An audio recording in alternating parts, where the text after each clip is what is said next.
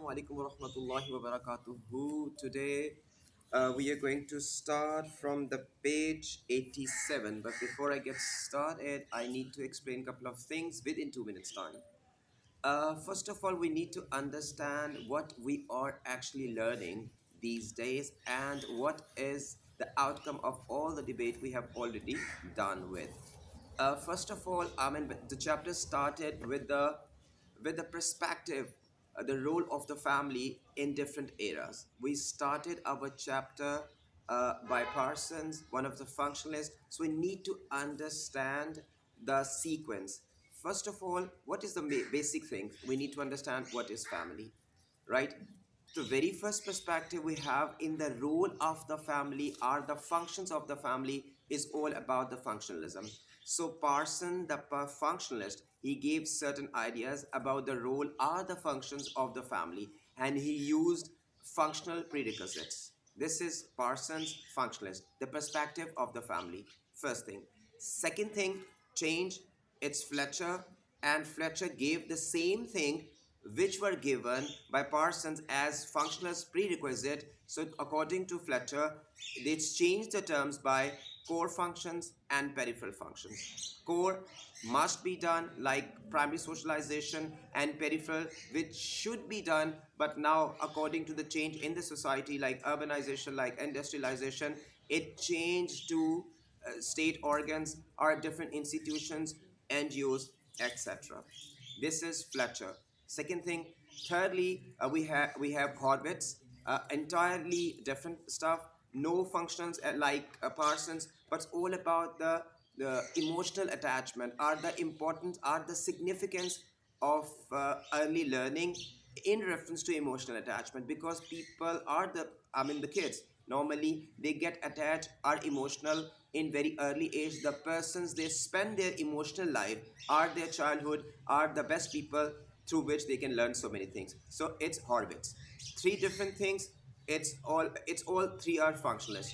Second, we have a fit thesis again with Parsons and Bale, right? So what is fit thesis? Fit thesis is all about the basic families and the eras. Which eras are there for a specific family? Like extended families in pre-industrial society, and these days after urbanization, migration, we got nuclear family, right? So this we have. So just try to understand the sequence, try to understand what is the philosophy, what we're trying to reach, the questions, and how can we answer. Then its fifth thesis, it was vehemently disagreed by Finch, a lady, I mean, who talk about no historical evidence of extended family, all about your average age. Obviously at that particular moment, people used to live 40 to 50 years, so obviously I mean it is not possible to live with extended family, with the grand family. It's very hard. But again, it's a change with the different other people, because they used to say, I mean, if the facilities were not enough, so how could it be possible to take your persons or your elderly family to other places like after industrialization.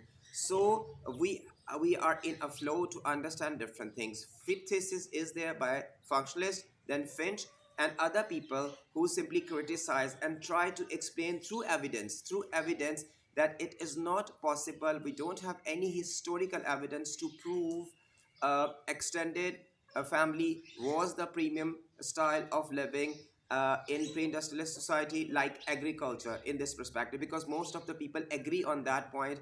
Agriculture was the main source of you can say earning, main source of livelihood in pre-industrial society. So again, we have certain things to discuss in it.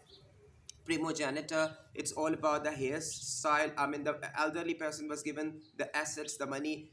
Those people who got a lot of assets and money, they decided to start industrialization, invested a lot to bring different things, you can say, like try to explore new things, and after exploring so many things to different researcher, they started the industrial evolution. So this is all we have. I mean, since we have started this chapter of family, no, we take a change in it, like functionalist, neo-functionalist. No, we are going to start a new point of view. What is the role of the family through a new theory, a new approach, which is Marxist. And obviously, as the name or the theory just give an idea, it's Karl Marx. It was Karl Marx who gave this idea, and Karl Marx was the first, a very, you can say, a big blow in reference to the functions of the family or the role of the family, because according to Marxist, family is a tool, state operators, I mean, through which state can manipulate different things. And family, you can say, is the role of the family is not as taken as a positive in Marxist theory. So we are starting today's lecture with the Marxist theory. And as I mentioned so many times, different theories were given by different platforms. Like functionalist is always Parsons, like Madhu, they are all functionalists, right? So when we talk about the Marxist, the most important, the most influential person or the sociology is Ali Zeretsky, right? So let's begin. Marxist account of how the family benefits capitalism, including ideological control, reproduction of the labor, and consumption. Marxists also adopt a system approach to understanding the family's relationship to the economy, but emphasizes conflict rather than agreement.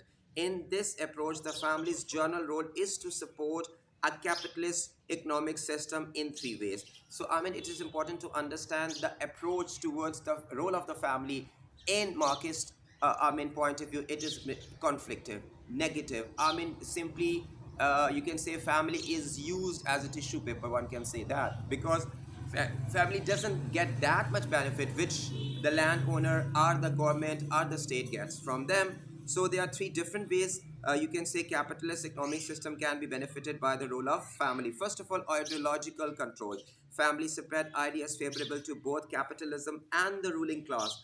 Althusser, for example, argued that the family is an ideological state apparatus, ISA, through which children learn norms and values broadly supportive of the economic and the political situation. Zaretsky argued that socialization involved the passing on of a ruling class ideology. This encouraged a largely unquestioning acceptance of the capitalist system and the rights of the ruling class through beliefs about competition, the importance of the work ethics, and needing to obey authorities. Economically, families perform a productive role benefiting to capitalism by not only producing future workers, the reproduction of the labor force, but more importantly, by taking on the substantial cost of replacing those who become old are sick to work. Althusser also argued that the family has a consumption role in modern society. In the past, it was a unit of production, creating the things people needed to survive. Now it buys most of what it needs, from food and shelter to leisure, and this means that family members have to find paid employment. Zaretsky also argued that family are important targets for advertisers by encouraging consumption. The family has progressively become a major source of profit. Thirdly, it's politically. The family acts as a steady, stabilizing force that helps maintain the political order needed for companies to function profitably. Family members have to work in order to support each other, their children financially. This responsibility for family members also act as a political stabilizing force. Zaretsky argued that the growth of the privatized nuclear family encourages family members to focus on private problems rather than wider social concerns such as social inequality. The family becomes a release for adult frustration. Most men are relatively powerless in the workplace, but this is disguised by the power they exert, economic, psychological, and occasionally physical, over their family. Political frustration therefore are directed away from their real cause and onto the family members. So I mean, according to this, it's Zarevsky, which give a lot of idea about how the Marxists think about the role of the family, and they simply think the role is a bit negative. Why it is negative? Because they simply, I mean, promoting inequality in the society. So basically, there are three different stages, three different perspective, three different systems through which the family is supporting capitalism. And you need to remember one thing, Marxists, they don't support capitalism. They are totally against capitalism, right? So ideological control, it's all about what is primary socialization is all about in reference to Marxist theory. According to Marxist theory, one can say that the primary socialization, yes, a couple of things are universal, are general. First of all, one can say that primary socialization, it's all about the learning of norms, what is social order, how to work, what is right, what is wrong, the basic foundation which is provided by the parents to the kids just to fit in a society. This is primary socialization.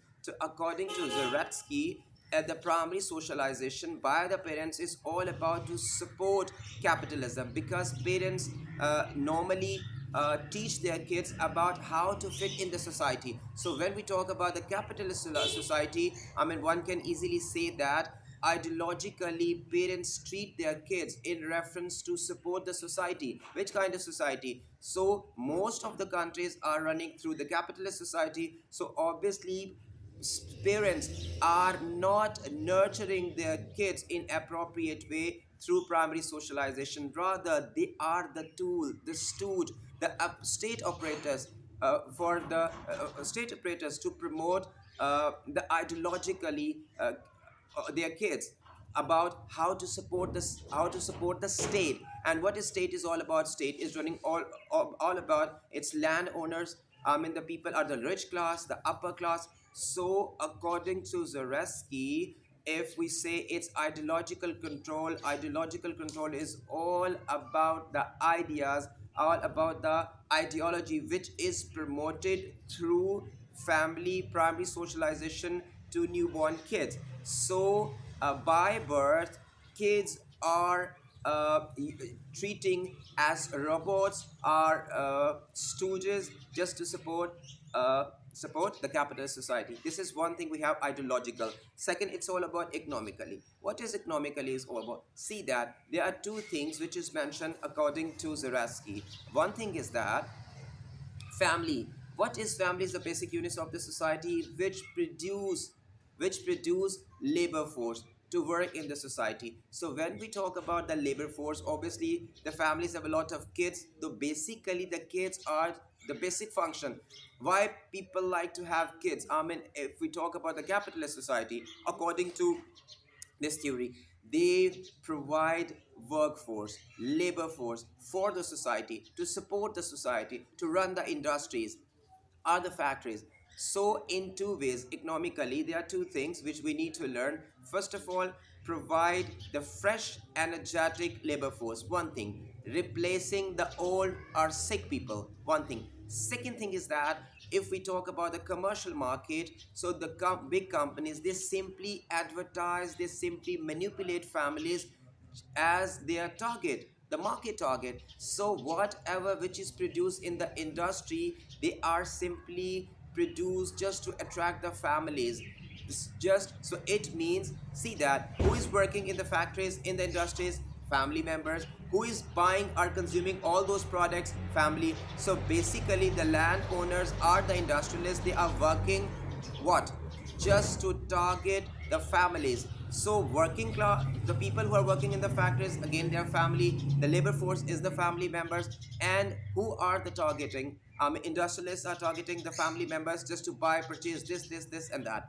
So in economics, in financial perspective, one can say that it is the family again who is not only making the whole stuff, working so hard to produce different things, but as far as the profit is concerned, then nothing have to do with the profit. All the profit, or the you can say the profit is taken away by industrialists or the landowner. And the lastly, is the political influence and the political control. What is the political control is all about?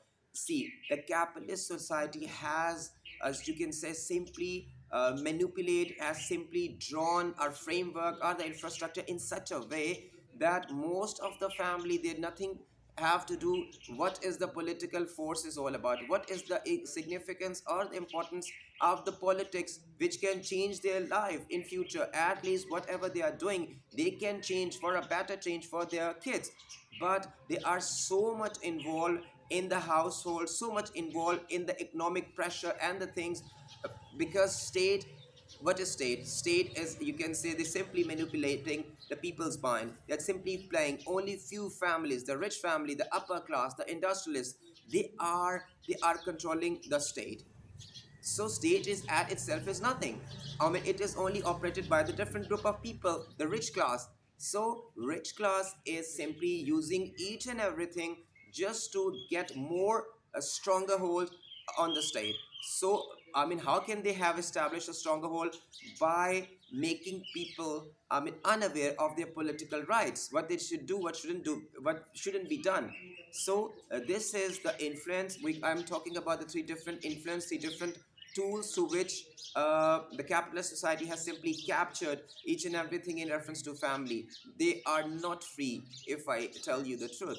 Through different strategy, different credit cards, different facilities, they are not able, I mean, to think they are the free people. So according to Marxist theory, financially one thing, politically secondly, ideologically thirdly, the capitalist society are taken over by the industrialist or the landlord, and these are the negative points. It is totally against the free will of the people. So Zaretsky, like the functionalists, see the family as, to some extent, a refugee from the world of work in a capitalist society. This can be criticized for focusing on the benefits to men.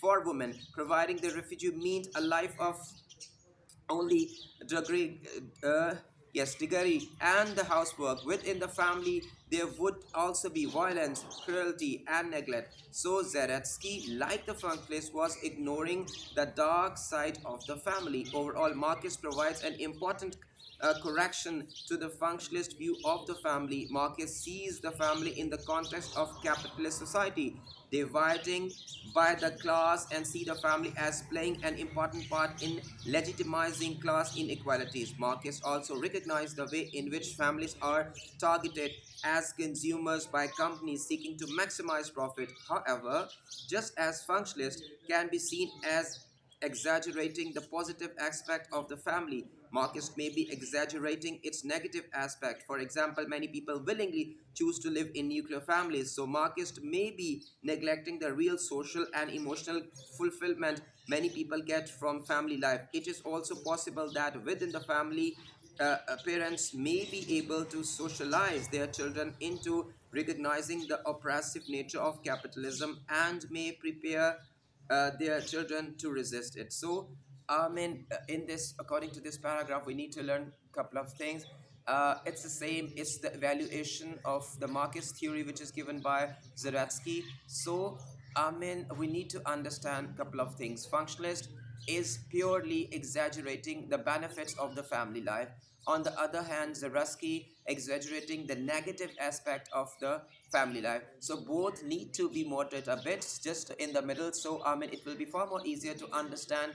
There must be something good as far as the functionalists are concerned, and there must be something thought-provoking, that we need to rethink our ideology. As far as the capitalist societies are concerned, there are certain things. See that, I mean, the people are getting richer and richer with the passage of time, but the condition of the middle class, it's very difficult to survive in this world. So we need to understand these couple of scenarios. So overall, markets provide an important feedback.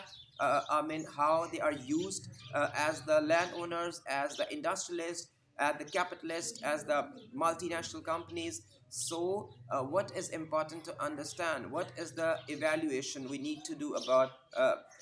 I mean, who are right, functionalists or the Marxists? Both need to reconsider their ideology. You know why? But it's a basic thing which is very, you can say, uh, logical. Is that according to Marxist theory, one can say that they simply present family as a tool. They simply consider family, that family is just a stooge and nothing else, and they are simply using by the industrialists. So this is not the right, you can say, approach of Marxist, because still we can see that there are so many people around the globe who simply decide their own will. They don't like to work like crazily. They don't like to work I mean, for capitalist societies, they simply work to eke out. They don't have any choice. For instance, a person who is not literate, so obviously he lost so many choices, so many opportunities. He has a very limited kind of choice because he is not working according to the demand of the society. So once a person lost certain things, you can say the positive things to work as a higher rank, so he doesn't have any choice to work on a big scale. So this is actually we need to understand. Families are not refugees at all. They are not hostage by the hands of capitalist society. It is not correct. They are, you can say that 60 to 40% one can say that the capitalist society can manipulate according to their will, but at the same time there are so many families, so many people who simply have their free will to work crazily just to meet their needs, just to spend some extravaganza lifestyle. So I mean, it's a choice of the family. One can say that we need to have a moderate way of thinking, as far as to understand the exact are the far more better aspect of the role of the family in the present society. So we got last article is new Marxism. What is new Marxist theory? It's a bit revolutionized theory. This perspective add a cultural dimension to the relationship between the family and the economic system. It highlights how different type of family capital give advantages and disadvantages to children of different classes. These types are cultural, social, and symbolic capital. Culture capital. So we need to understand a couple of terms. First of all, what is culture capital? What is symbolic capital? And what is social capital? So first of all, I need to skim through the culture capital. Bourdieu used the concept of the culture capital, non-economic resources that can be spent to give some families advantages over other, to argue that parents are differently positioned to invest in their children. Some have more culture capital than other. Silva and Adverse argue that middle and upper class parents are better able to equip their children with the knowledge and the skill necessary for an easy change transition to the workplace than working class parents. I mean, he argued that culture and cultural capital operates through the family to give some children a head start in education because parents can motivate their children by passing on the attitudes and knowledge needed to succeed educationally. Social capital. So, first of all, culture capital is all about your family background, how different. Obviously, the rich class has more opportunity. Uh, because I mean they can simply arrange a lot of facilities, a lot, and see that, I tell you one thing, it's a very logical thing. If you have a lot of money, you are more confident as to those people who don't have money, because having a lot of possession of different things, you simply lost something, you can say no problem at all, we have a lot of money, we can buy another.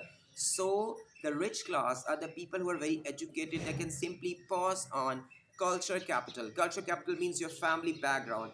I mean, a lot of knowledge just to kick. Okay, just go ahead. You can have a chance. Go. We can financially support you. You can learn whatever you like to. So the rich class directly or indirectly give a boost through cultural capital to their kids, that they can do something extra while living or serving for the society. The social capital is another term of the family capital that refers to the people's connection with the social network and the value that these connections have for what Putnam called norms of reciprocity, what people do for each other. As Cohan and Prusak argue, high level of social capital involve the trust, mutual understanding, shared values, and behavior that tie wealthy families into the network, strengthened, reinforced by mutual advantage, self-interest, and cooperation. In this respect, middle and upper class families have greater access to significant social networks in schools or the workplace that give their children economic advantage. So see that, I mean, in culture capital, it's all about the individual families, different families. You can afford, you can send your kids to a very reputable top-notch university for higher studies. I mean, it's simply your own choice. This is all about the culture capital. When we talk about the social, what is social networking? I mean, you have links, like for instance, like the bureaucracy in Pakistan. I mean, once you have a chance to compete in CSS examination, you simply successful in it, then you have a chance to work with a different candidates from different backgrounds. So in an academy, you can say that you can learn, you can have your PR, personal relationship with different people, which is very useful in your upcoming years. So social capital is all about the family connection. The rich, wealthy family, they are mutual understanding, they are mutual interest. One can simply say that in while talking to Pakistan, like sugar mafia. So most of the families in the politics, regardless of the regardless of the political parties, every single party has so many rich people who having the sugar industry. So when they are talking about their own profit, they simply forget the state. What is important for the state? They are not concerned with the profit of the state. Rather, they simply gel together to work for their personal benefits. So this is called social capital, or the social capitalism. I mean, how different families gel together for their benefits rather than the state's benefit to work. And obviously, when they cooperate with each other, they can favor each other, so they have more clear chance to rule the state in the upcoming years through their next generation. And this is what is happening in Pakistan or India, especially. I'm talking of the especially southeast countries morely. Symbolic capitalism relates to the characteristics that upper class children develop, in particular authority, directing the efforts of other in the exception of being obeyed, personal charm, charisma used to manipulate others' behavior. What is symbolic capital? It's all about how, as I mentioned earlier, you got a lot of money. Do you have a sort of boost in your personality. You can dress up well. You have so much to impress other people. For instance, you having a very expensive car just to present in front of people. You can simply show your social status. So obviously, presenting your social status, I mean, it's automatically you got some extra confidence, you got some extra intention, which is very helpful while working in the society. So this I have in neo Marxism the three different culture capital, social capital, and symbolic capital. So the thing I have today, it's all about the Marxist theory. It's all about how the Marxist sociologists think about the role of the family, how they simply think it's important to redirect the role of the family. This is very important to understand because previously we talk a lot about the functionalist approach. Today we talk about the Marxist approach, and tomorrow, inshallah ta'ala, it will be the last lecture. And I'm quite sure, inshallah ta'ala, from tomorrow, if you'll be able to skim through the three lectures, like functionalist,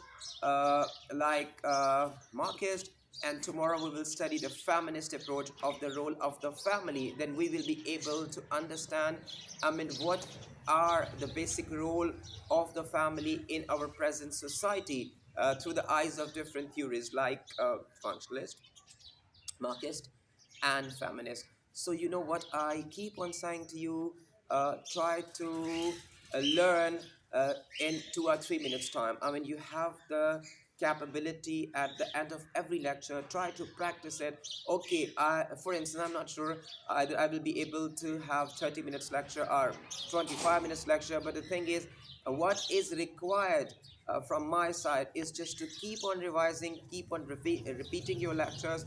Like, you can simply skim through the lecture in 1 to 2 minutes. If you people are good at this function, it will be far more easier to prepare your examination finally when you people are paid in my R June.